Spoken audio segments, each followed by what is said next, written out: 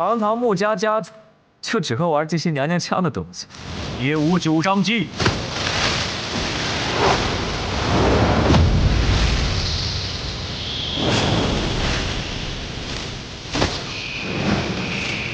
走。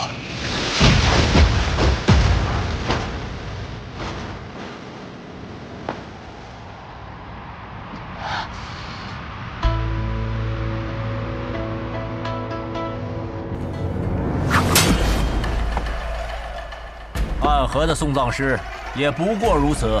就说最讨厌和你们穆家打架，这哪是刺客呀？明明就是变戏法。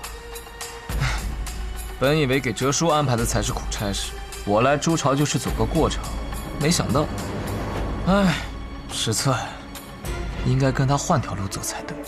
近身对决，再厉害的高手也会有失手的时候，所以3丈之内，我不会让你近身的。你废话真多。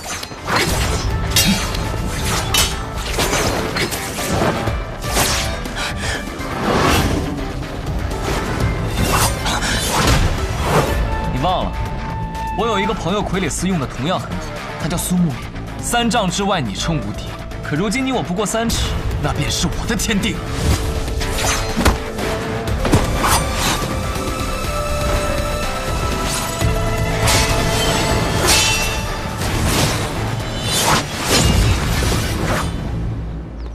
试过之后方敢确认，你的内力现在已经不足以支撑18剑阵了。如今单靠手中一柄剑和一具重伤之躯，你还能是我的对手吗？看来今日是不能与你尽兴一战了。若非我已用了18剑阵，你又岂敢与我一战？哦，倒是很少见你这般说话了。平日里遇到你，怕是连情绪波动都难以见到。看来你是真的急了，想用这样的办法来激怒我。即便如此，你依然不是我的对手。当年你我并称2家年轻一代第1高手，可你会的，穆子哲也会，而我会的，就连苏老爷子也未曾见过。是吗？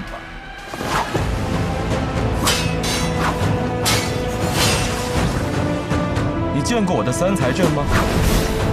此阵是我耗费多年心血所改进，一招一式更是严丝合缝，不给对手留半分机会。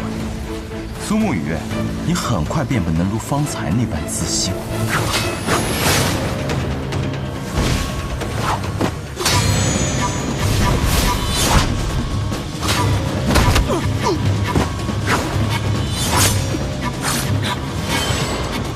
别费劲了，他们都长期服用了我穆家新调制的血统素，不知疼痛，只知听令进贡。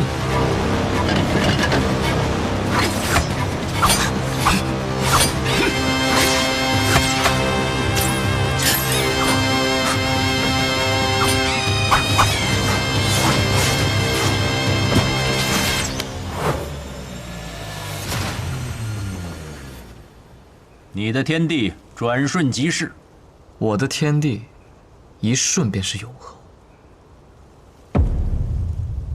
我抹了毒，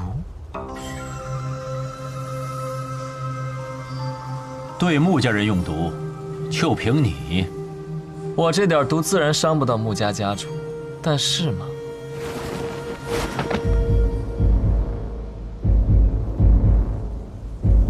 除非是苏静辉他亲自来，其他的人，我不会放在眼里。就当你说的是真的。你要同时对付我们3个人，那你可就没有时间逼出你体内的毒了。现在这些毒对你来说可能不算什么，但是1个时辰之后还不算什么吗？哼，怕是到时候你也得需要那个神医来救你的命。苏长河，你真的是给我很多惊喜。恭送穆家家主。怎么样？方才2位可看到我的表现了？我这次可真是呕心沥血、肝胆涂地，我差点就死在这里了。回去记得在老爷子面前好好美言兄弟几句。母生，东南凯门；母痕，正北修门；母凤，四塔西海。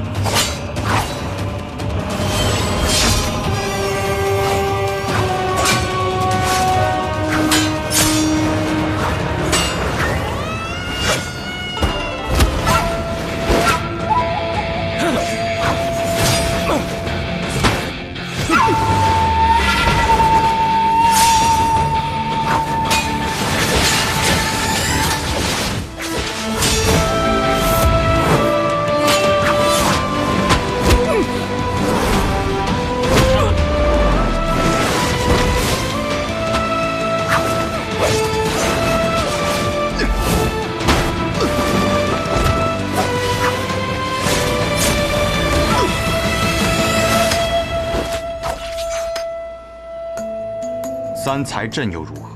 剑阵是死的，而剑客是活的。再精妙的阵法，也有破解之道。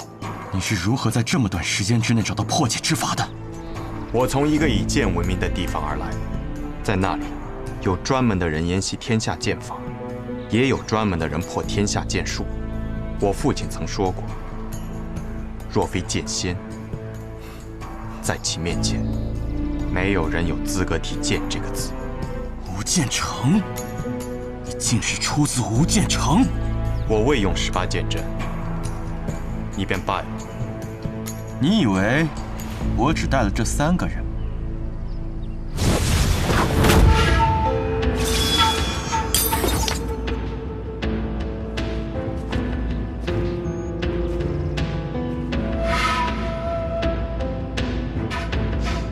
桃花面，是大吉啊！新阳，你来晚了。抱歉抱歉，这场杀局不能让雪薇看见，要不然的话，她定是死也要护住苏沐雨。哎呦，把她骗走可费了我不少功夫。奎大人，又见面了。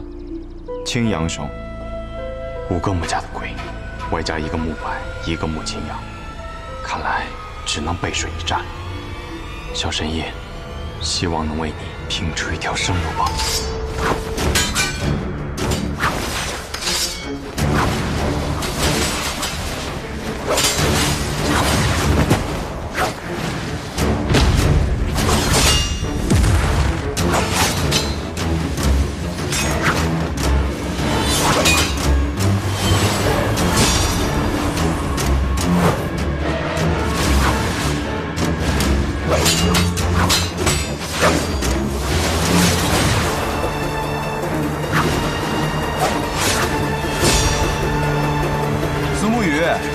欠下这阵，你可撑不了多时。妈的，苏昌河那个臭小子，真不是个东西。哲叔来了。那个卵仔啊，在竹草里头走了个过场，喊老子在这个收银。银我是收到了，还多出穆家7个鬼。哲叔此言何意呀？让你讲话了没有？哲叔还是这么喜欢营造出我很厉害的气氛。我还要营造啊？老子本来就很厉害。哲叔接下来怎么打算？我打算狼子不杀你，还能完成老爷子的阴谋。怕是有些难啊。确实有点难。但我们2个毕竟也算是罗力之交啊。莫逆之交。哎，对。哎呀，吃了没文化的亏。哎，要不这样子嘛，我们2个联手，先杀了穆家这几个鬼，剩下来就是我们苏家自己的事了。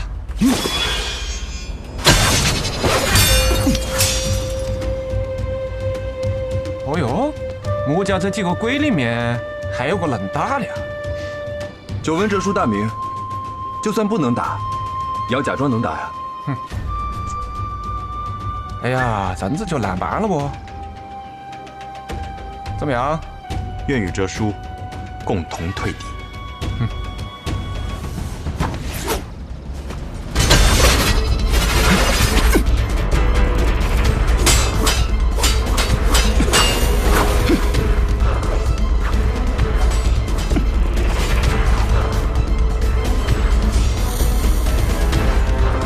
抱歉了，小木鱼。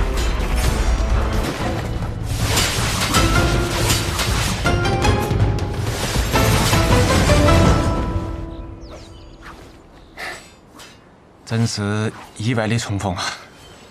哎，要是站在这刻的是你的母亲就好了。女儿就不行了吗？女也好，要是老婆的话就更好了。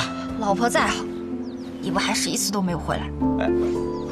我不回来那是为了你们好。我看过大家长的记忆了，他明明给了你自由。是啊，他撮合了我魁的身份，给了我自由。我满心欣喜地去了文家，但你的母亲还是患上了不治之症。你那个外公把我赶了出来，他跟我讲，我要是再靠近文家，靠近你一步，他就杀了我。当然，我是不怕他的，但是我后来想了想，我要是留到你的身边，确实会给你带来更多的危险。东西，喂，狗东西是你母亲喊的，你啷子也要喊我声爹嘛？狗爹！啊，得，哎，狗爹也是爹。你还杀我不？哎呦，这不就是一场误会吗？你看，现在误会解开了。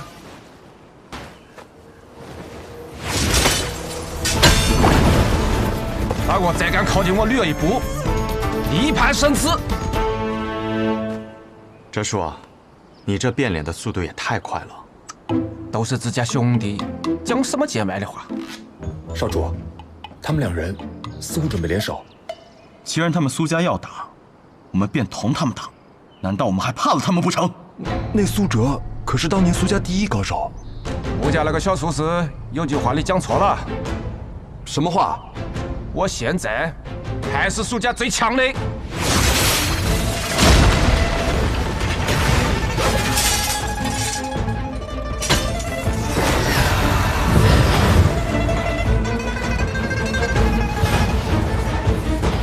这是什么邪术？穆家的鬼虚阵法，小心！魑魅魍魉，也敢在我降魔法掌面前放肆！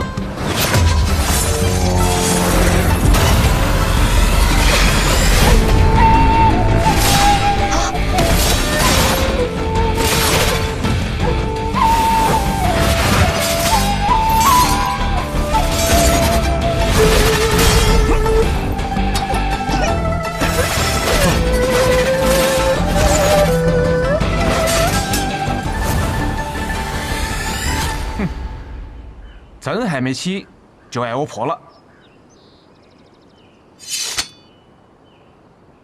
哲叔，当年我们共抗魔教的时候，怎么没发现你有这么厉害？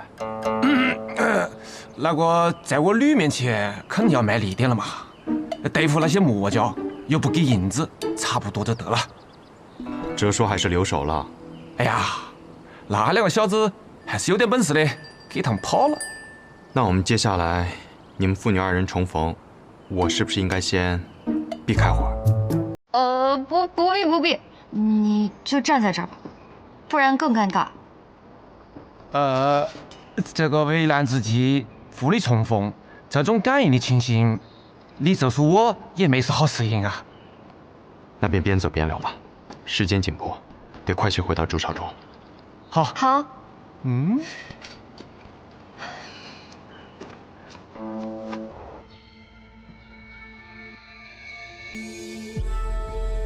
长河呀，长河，你还真是要么不动手，动手就能让暗河风雨飘摇。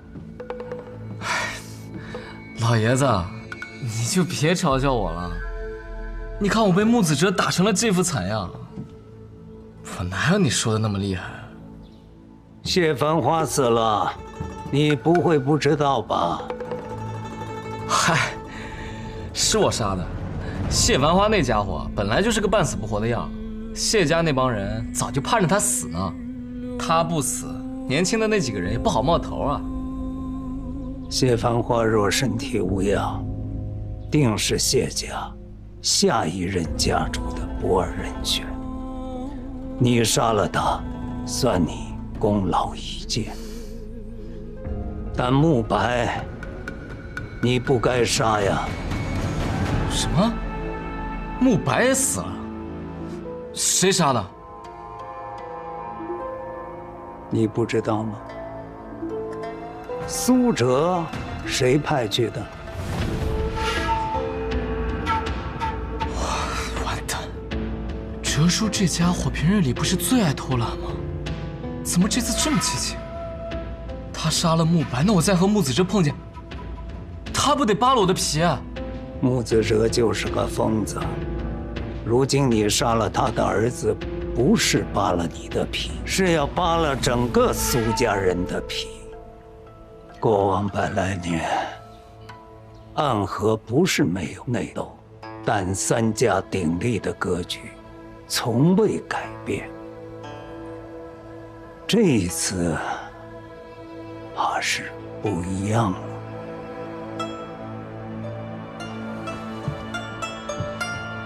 老爷子，这真不怪我，这是哲叔自己干的。我让他去杀药王谷的神医，我没让他杀木板。罢了，剑出不能回鞘。既然如此，索性就让整个暗河都姓苏。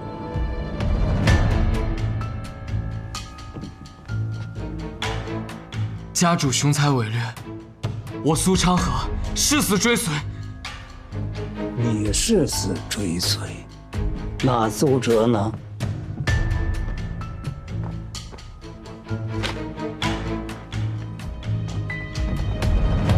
哲叔又怎么了？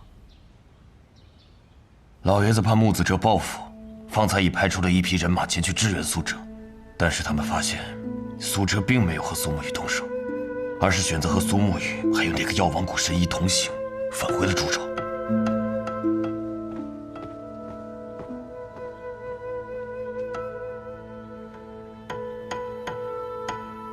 难不成苏沐雨说动了哲叔？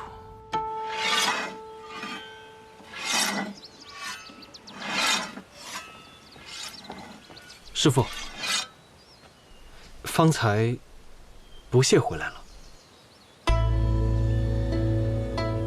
哦，他回来了，任务完成了。他没有说任务的事，只是留下了这个。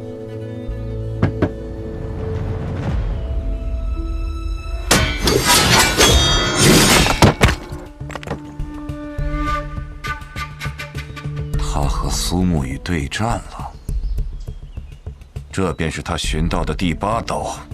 不屑说，这个还不是真正的第8刀，他还需要几年时间去游历，等找到答案之后再回来。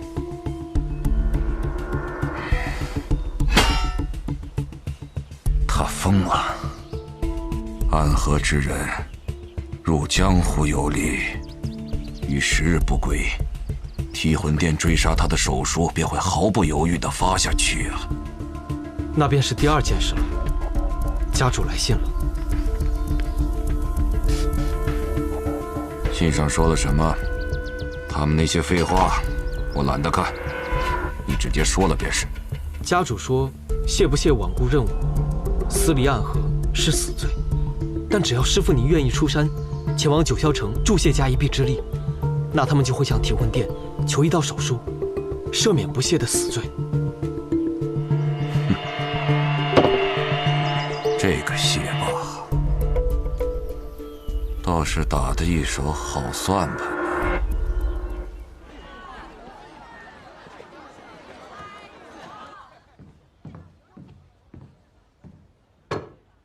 喝药了。喂我？你怎么？伤人者喂被伤者一点药怎么了？没讹上你一辈子，这算不错了。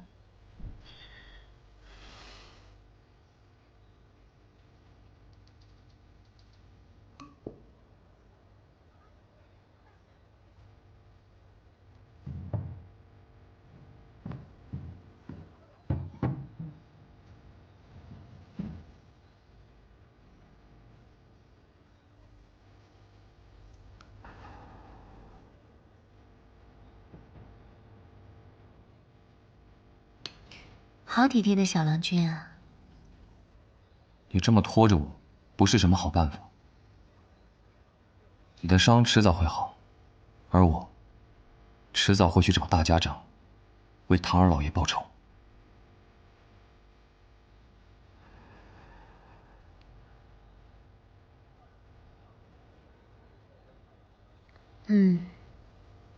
好苦的药啊！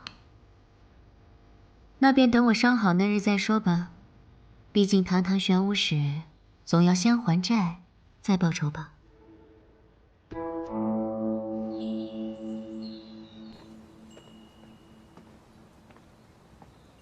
哲叔，昨天你们那个声音真的是太响了，我都听到了。你真的想当大家长吗？哲叔觉得呢？不行，要是我那个女看上你的话，绝对不行；要是没看上的话，那倒是可以。哲叔说笑了。主朝外面传来消息，谢繁华死了，长河杀的；穆伯也死了，我杀的。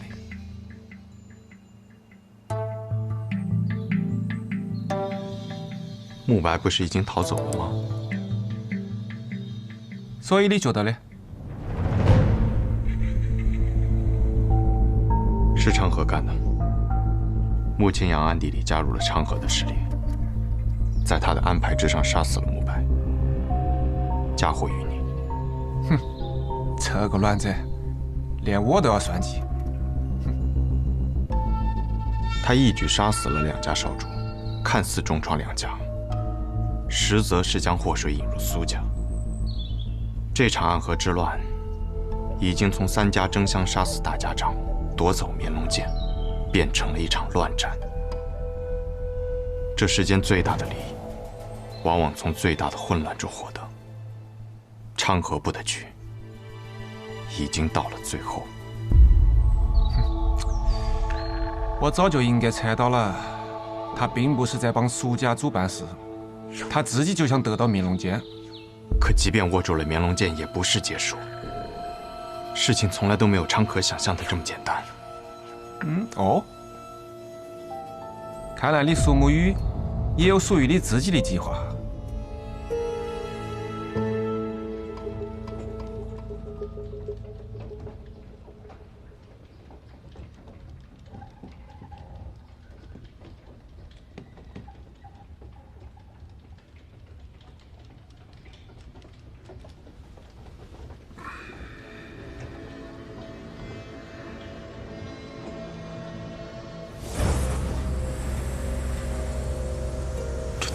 已经解了，难道小神医又回来了？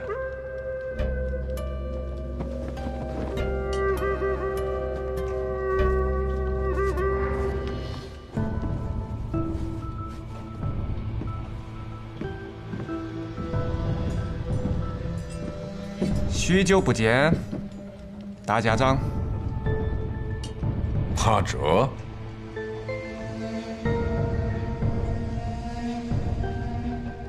你怎么会突然出现在这里啊？是苏锦辉那小子派你来杀我的？哼，多年前我也曾为大家长拼死一搏过，如今再次重逢，大家长居然讲我是来杀你的。哎呀，真是让人伤心啊！难道不是吗？原本是的，但我那个女将啊，收了钱就要把你治好，我听她的。你女儿？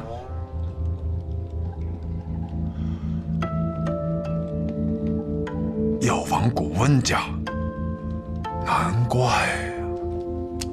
所以我还要感谢大家长，要是没得你来找，我还没得办法跟我那个女重逢呢。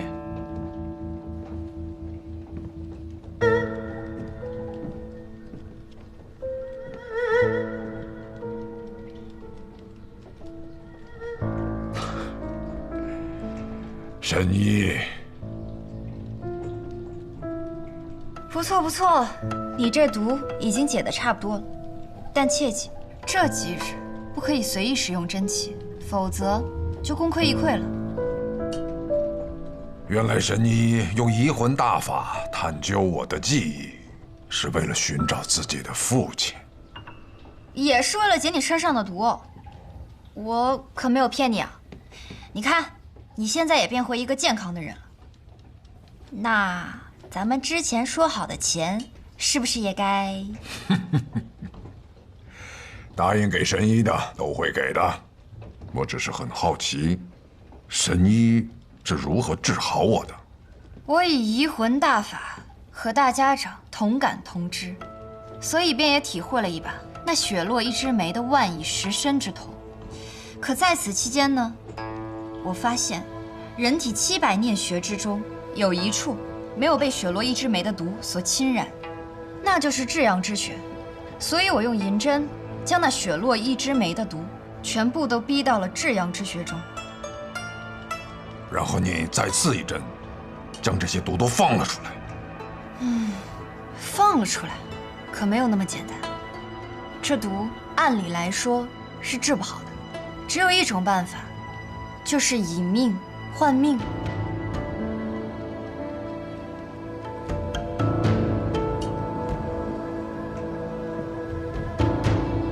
以命换命，这就需要一个内力极其精湛之人，以手掌覆盖至阳穴，将那毒生生给吸出来，也就等同于将毒引至己身。那么问题便来了，在这诸巢之中，有谁愿意为了大家长以命换命呢？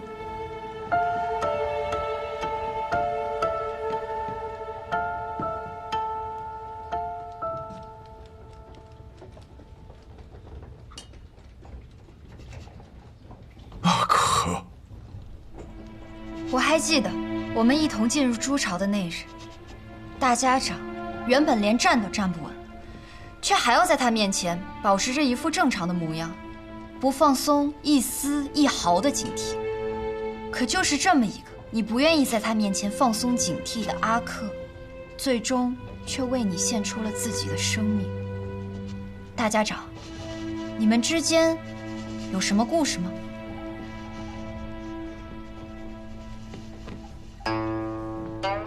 大概就是曾经的2个好兄弟，一个成了至高无上的大家长，另一个呢，成了驼背丑陋的看门人。就是这样子的故事啊。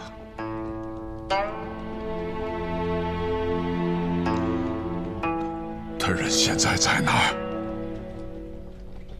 他走了。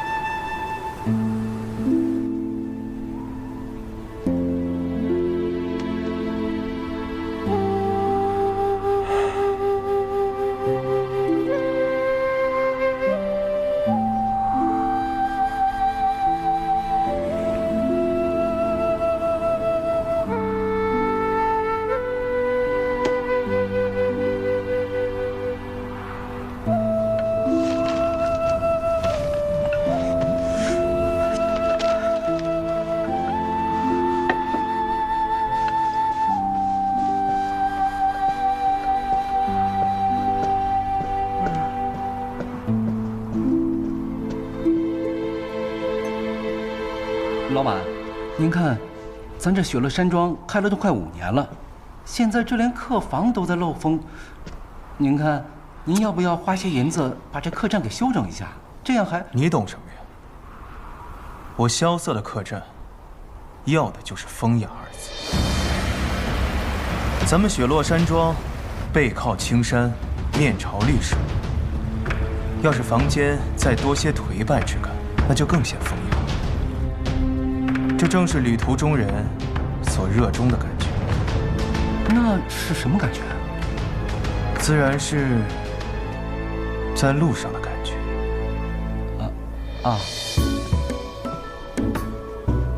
在路上的感觉，那是什么感觉？等等，老板不会想把客栈给卖了吧？这大雪都下了好几个月了，一个客人也没有。马上连工钱都发不出来了，等这客栈一卖，咱哥俩没钱没地方，岂不是沦落街头？哎，来，你想太多了。就算咱这客栈白送给人家，人家都觉得破。这再说了，这老板的境界，岂能是我们这一介俗人所能懂的？你看，雪下这么大，咱们能看到的，就是一片白茫茫。这老板呀，他能看出来意境，这就叫做文人骚客。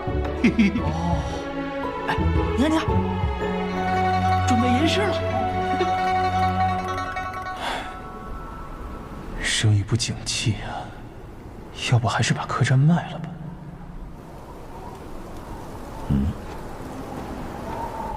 来客人了。哎嘿，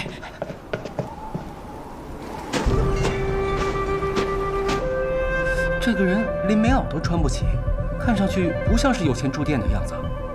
你看清楚，他穿的这身衣服红得很特别。这样的料子，除了天启城玉秀坊这样的大铺子，否则要进一批量，都得把整个店铺卖了才行。杰克，好嘞。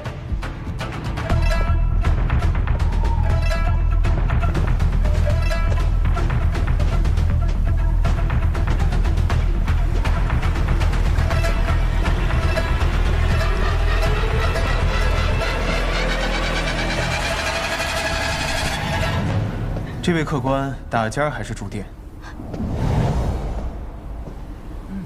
就这儿了。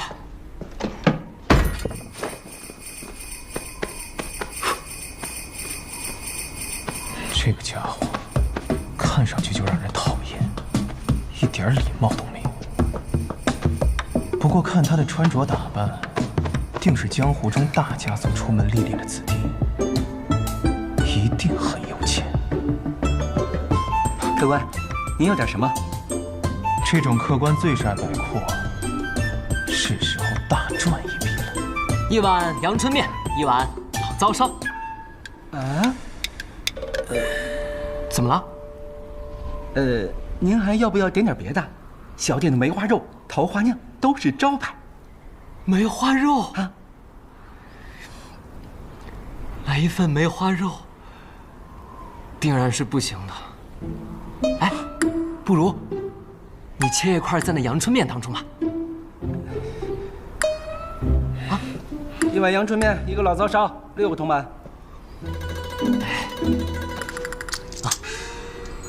哎，听说了吗？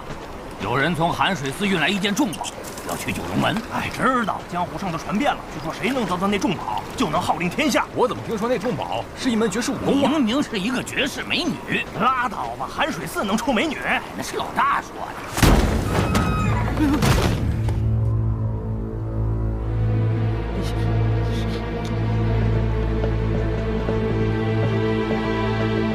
哎呦，哎，几位客官里边坐。起开！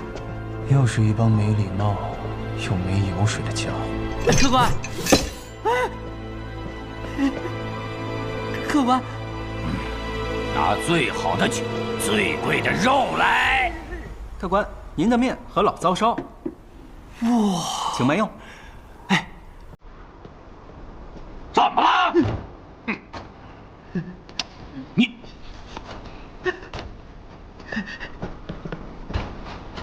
这几位客官，本店规矩，先收钱再上菜，所以各位到底是要几斤肉、几两酒，还是提前说好？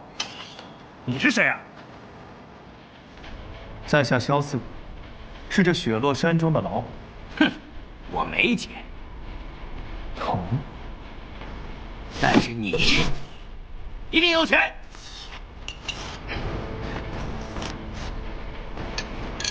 实不相瞒，本店已经1个月没开张了，现在连工钱都开不出。哼，我不管，就算你没钱，你身上这件裘皮大衣怎么也值110两银子。胡说！五花马，千金裘，我这身袍子乃是天启城玉秀坊定制的，光做便做了3个月，运便运了1个月，110两。买我个袖子都不够。你，哼！我说你小子，到底听没听懂我说话？2两银子。什么2两银子？我说这桌子2两银子。你小子，老子今天是来打劫的，不是来打奸的。给我来上好的酒，上好的肉，再把值钱的东西交出来，要不然我杀了你的人，烧了你的店。打劫啊！那我就不能不管了。你是谁？雷无杰。雷无杰，正是。雷无杰是谁？不知道啊。雷无杰谁啊？没听过。江湖中有这号人吗？我初涉江湖，你们自然不知道我的名字。不过，没关系，很快我的名字便会名震。什么无名之辈，给我上！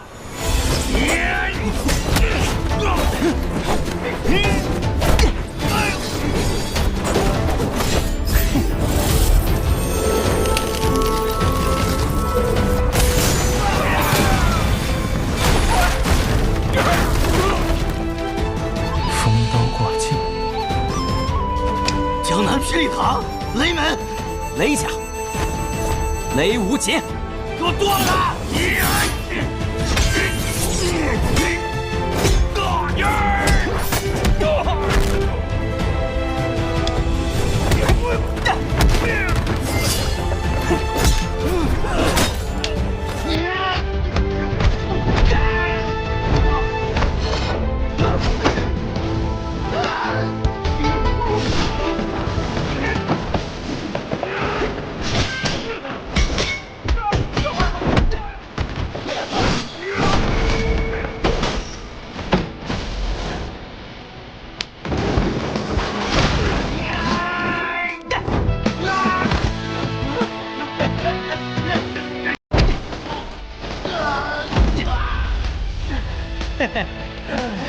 这可是我的无方拳法，当然，我还有更厉害的东西。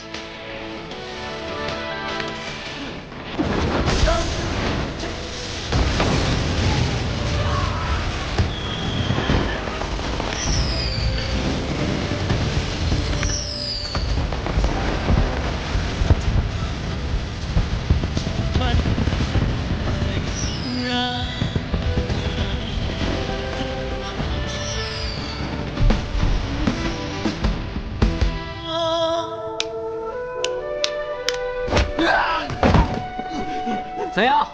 现在可知道我是谁了？还不快滚！快走！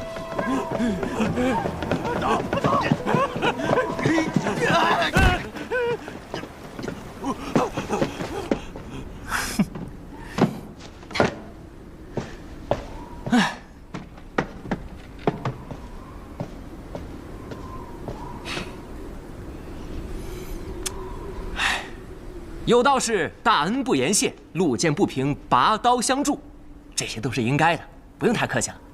我还急着赶路，还望后会有期。大恩不言谢，拔刀相助。那当然，哎，要不是我，那帮大汉早就砸了你的店，搞不好你们连命都没了。这难道不是大恩？你看看我这店，跟被砸了有什么两样？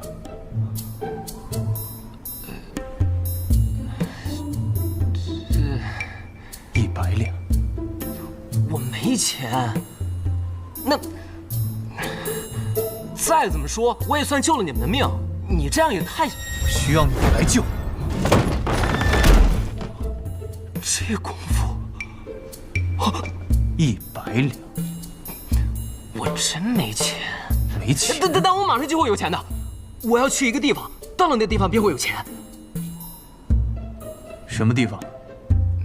雪月城。雪月城？嗯。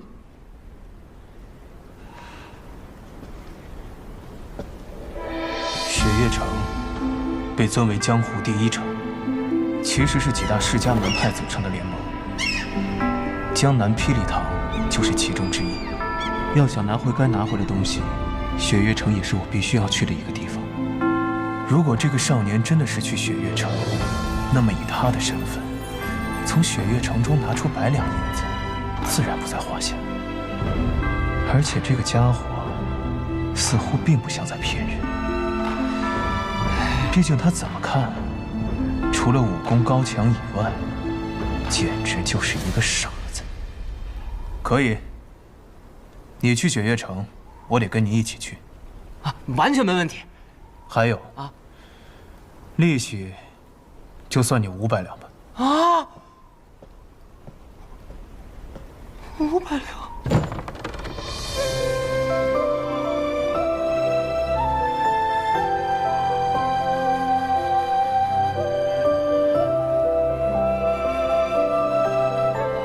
是好多年没出去了。雪月城的几位城主，我们也该见面，聊一聊当年的事。绿蚁新醅酒，红泥小火炉，晚来天欲雪，能饮一杯无。兄台好雅兴，这酒我们可以喝，但马车上的东西你可得留下。哦，你们可知道这辆马车里头装的是什么？哼，不外乎金银财宝。你们这样说，倒也未尝不可。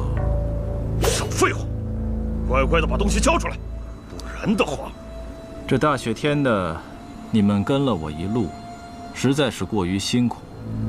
但是你们要的东西，注定是拿不到。我想，还是请你们喝了这杯酒，然后。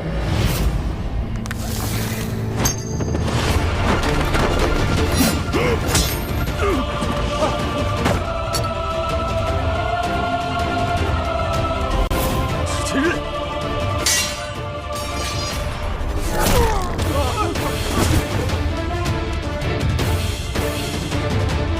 派你们来的人，或许没有告诉你我究竟是谁。这趟镖，不是你们这种小角色能够动得了。你是蜀中唐门的人。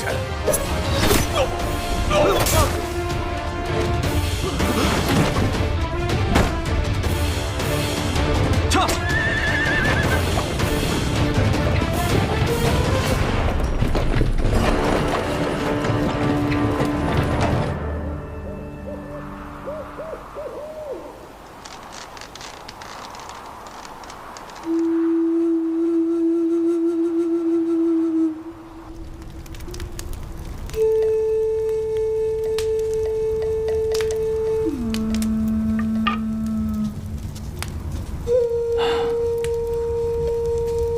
师尊这次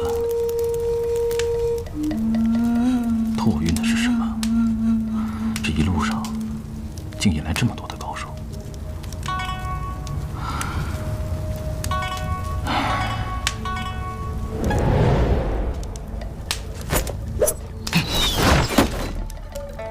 谁？雪月城唐莲。你知道我的名字？我们还会再见的。站住！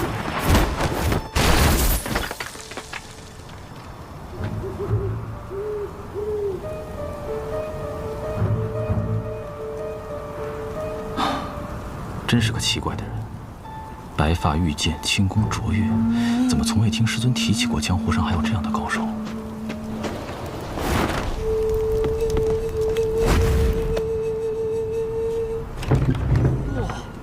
雪也太大了，都不知什么时候才能消的。还好我的马是千里挑一的神骏，不然咱们都得被这场雪给埋了。不，你这一路都在说你的马好，你是卖马的吗？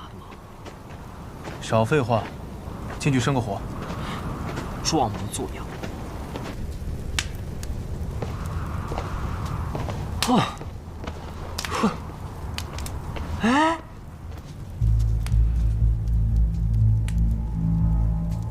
刚刚有人生过火呀！哦，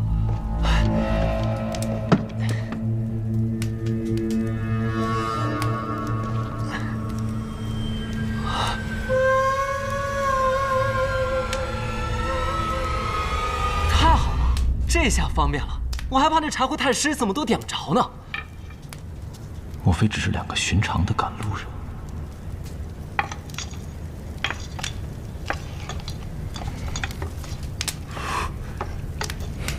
快点！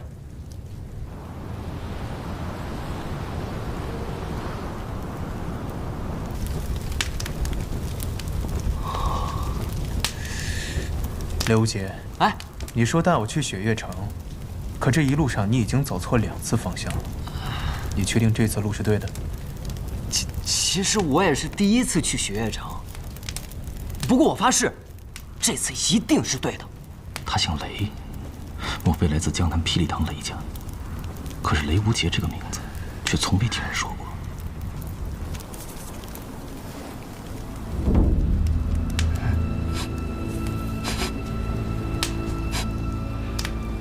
你属狗的吗？闻什么呢？你有没有闻到一股味道？什么味道？是花香，蔷薇之香。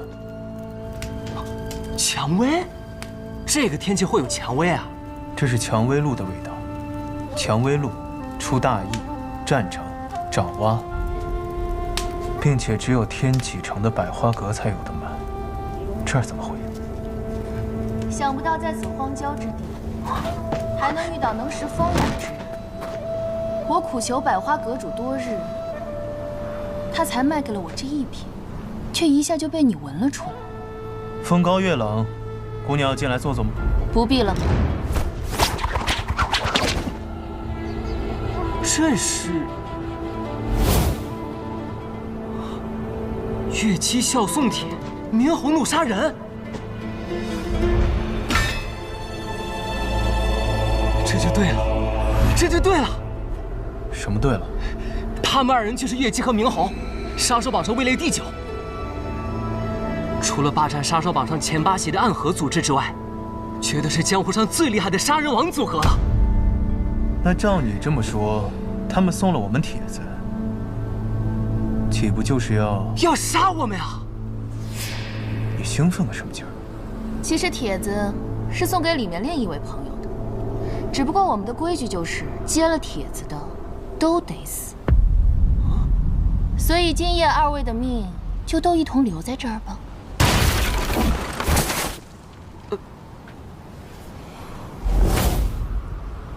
我接过你们的帖子，但我却没有死。敢问这位兄台？唐莲，所以我们这不又赶来杀你了吗？唐莲，你是唐莲，雪月城首席大弟子唐莲。哎，那这样说起来，你就是我的大师兄了。我雷无杰，我是从江南霹雳堂雷家堡来的。我也是雪月城的，小心！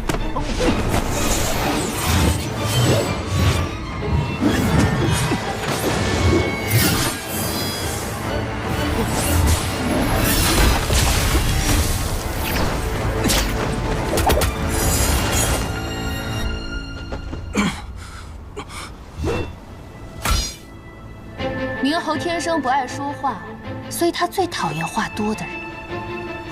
好大一把刀啊！你受伤了，你中的百香散也没有完全解，不然刚才那一刀，下一刀你一定挡不住。这一刀我来挡，师兄为我挡了一刀，我也为师兄挡一刀。哦，小兄弟竟然也是雪月城的人，那杀了你也不算枉杀了。只是明侯的刀不轻一把，你先试试我的剑吧。树衣剑，他们二人的兵器倒是绝配。树衣剑、金具刀，能一晚上见识到这2样兵器的人不多。小兄弟，你可看好了。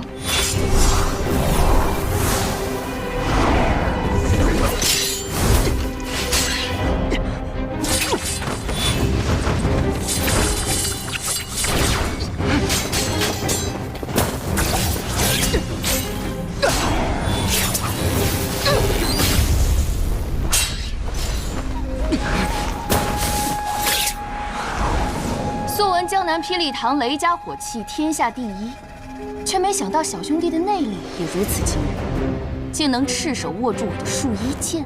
哼，你的剑我见过了，可我的拳你还没见过呢。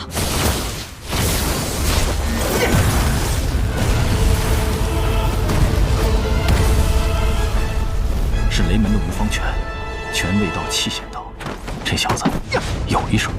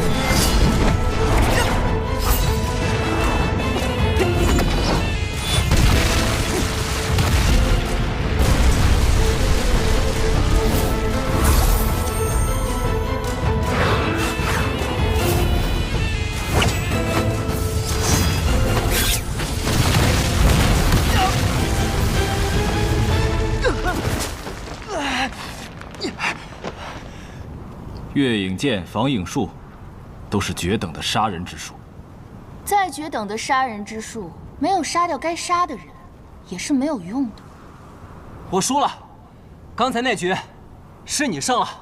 小兄弟说笑了，我们杀手没有输赢，只有生死。想不到初入江湖就能遇到这样的对手，是我刘卫杰的幸运。这是雷家宝的火灼之术，怪不得他的头发会发红。月姬，我们走。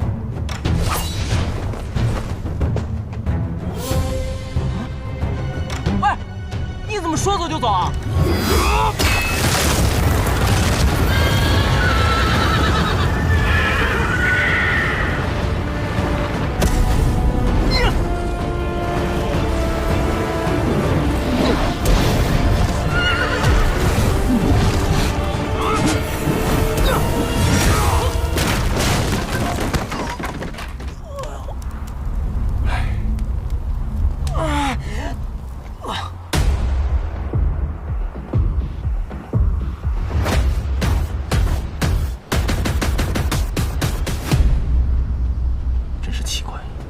占尽上风，为何要离开？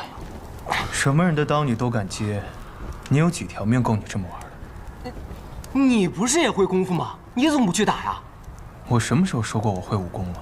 不是，你在那客栈，你一挥手，门窗都齐刷刷的关上啊！傻子，这世上除了武功，还有一种技术叫激光，需要你来救。这也行。这位大哥，你在后院是不是有什么东西？刚才有人偷偷溜进去了。我想那冥侯月姬也只是不想被人渔翁得利罢了。啊！哇！走吧。怎么了？咱们不是要找雪月城吗？如今雪月城大弟子就在眼前，不跟着他，跟着你像话？对啊。哎！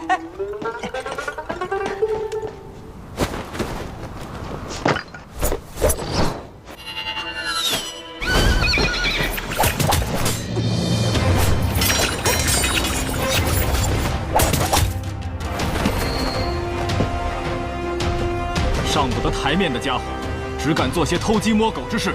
唐莲，你给我说清楚了，谁是上不得台面的家伙？报告大师兄。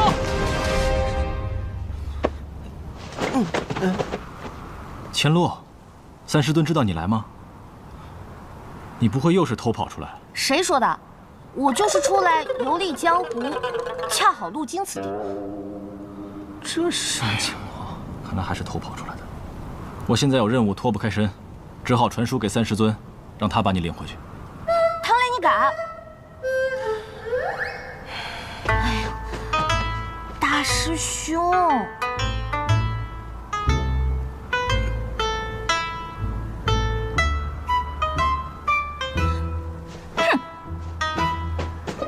你玩了，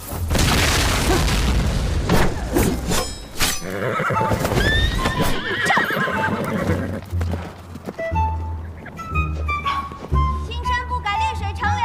唐莲，你给我等着！刚才那位是司空千洛，姓司空，莫不是枪仙司空长风之女？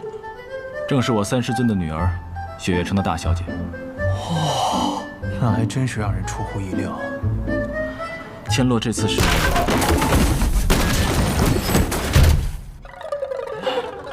真的是有些过分了。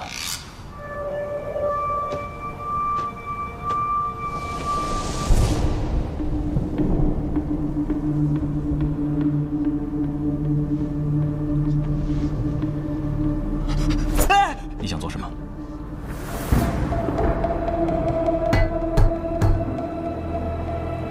听声音准没错，纯金的。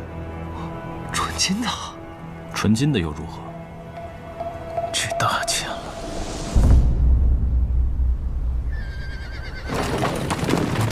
掐！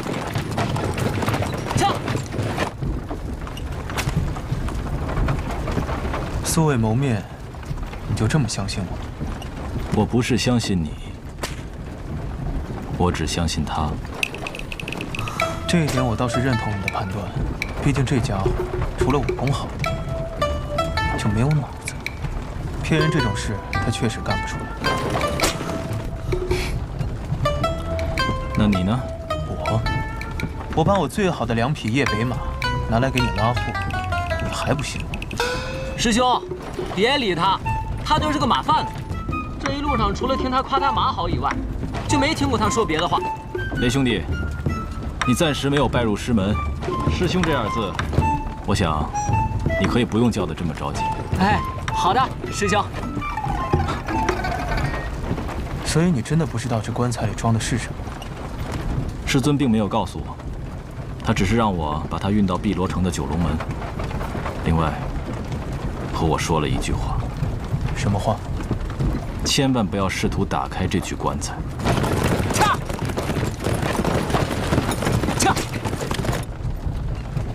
听你这么一说，我倒是对这棺材更感兴趣了。千万不要对它感兴趣。我这一路上遇了10几波杀手，那么多人对里面的东西感兴趣，拥有它是一件很危险的事情。所以你这一身的伤是那些杀手？只是月姬和明侯，其他的不过是一些……其实关于这黄金棺材的传闻，我倒是听过一些。你都知道些什么？别这样看着我呀！这种传闻已经在江湖上传开了，说什么的都有。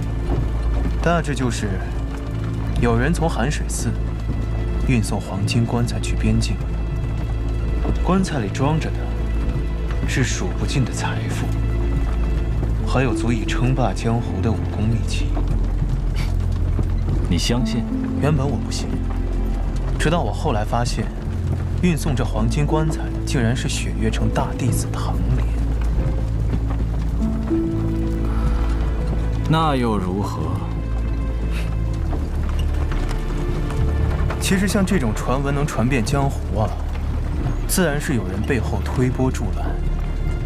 不过像明侯月姬这样的杀手，显然是做不到的。相信你也听说了，几个月前寒水寺忘忧大师的事情。我猜这棺材内8成就是忘忧大师的尸首。只是为什么这么多人想要得到它？你究竟是谁？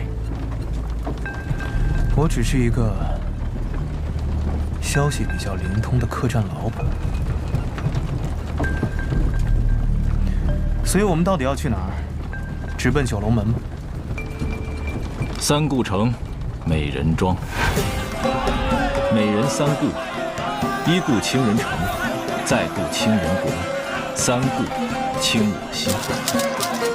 三顾城是前往碧罗城的必经之地，每年都会有大批的商人经过这里，其中不乏1掷千金的豪客。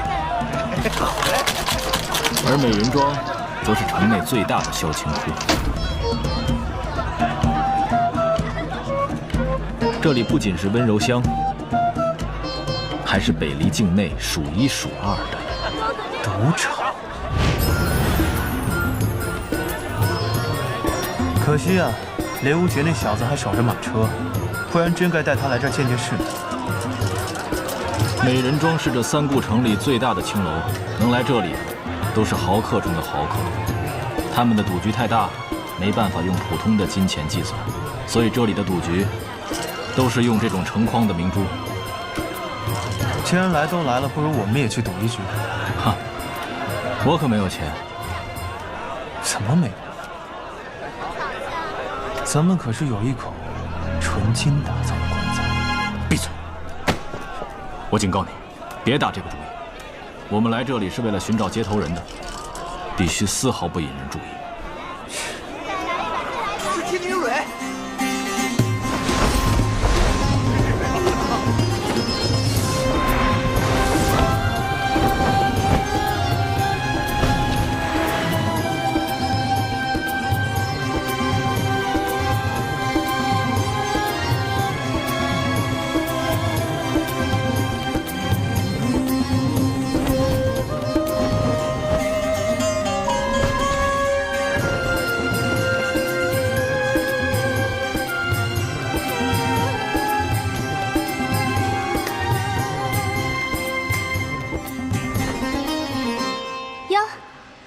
这不是脸吗？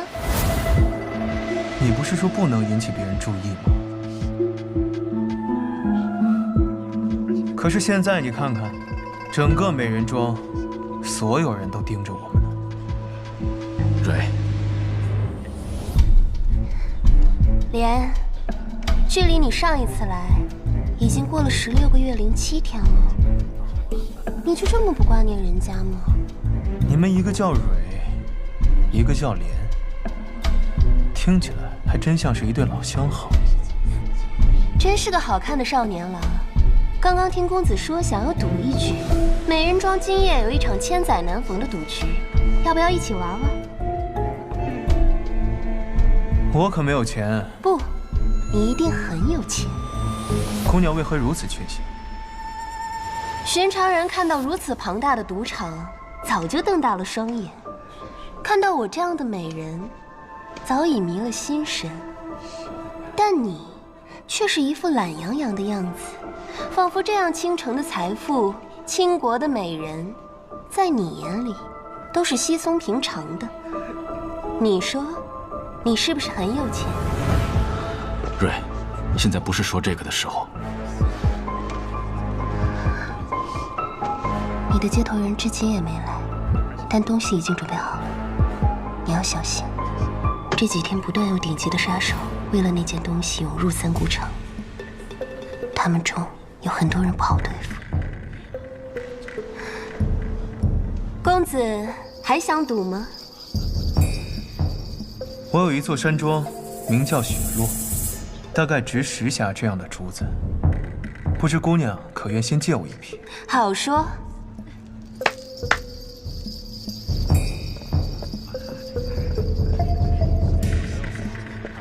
今日的美人庄被这位公子包下了，想赌的留下，不赌的就请先回吧。天女说笑了吧？区区2匣明珠就能包下美人庄？这位公子看上去有些面生，怕是不懂这里的规矩。天女怎么也糊涂了呢？糊涂？